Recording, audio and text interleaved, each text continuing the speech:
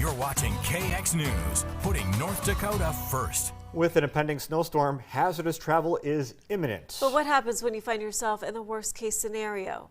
Meteorologist Amber Wheeler is here with some helpful tips if you're stuck in your car during a blizzard.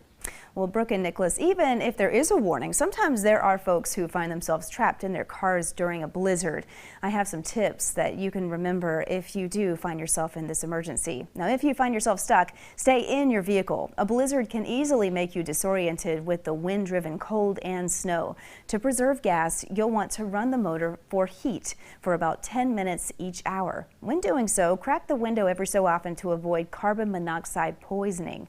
Also, make sure snow isn't covering up the exhaust pipe, and be visible to rescuers by turning on the dome light when you're running the motor.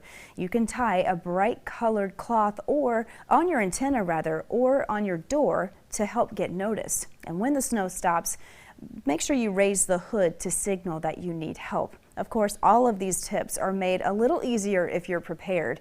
Make sure you have a travel kit, an emergency kit with you. Here's an example of a well-prepared winter survival kit. This is from the North Dakota Department of Transportation. And make sure these are not in your trunk, that they're in your back seat and easily accessible. Many of these you've heard before. I don't need to tell you all of these, but one you may not have heard of is the tin coffee can heater. That's by putting a candle in a tin coffee container and lighting it for heat.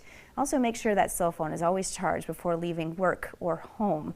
And if you're stuck at home and you're wondering when you'll be able to leave, well, most cities and towns operate the same way. They plow emergency snow routes during the snowstorm. Those are your main roads around town. Once the snow is gone, then the rest of the roads will be plowed strategically. Now, I spoke with the city of Minot today, and like many towns, they have a plan if there's an emergency at your home and you need maybe an ambulance or a fire truck.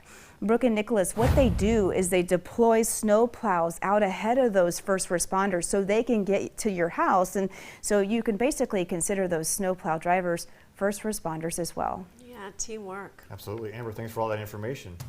Plenty more coming up on KX News.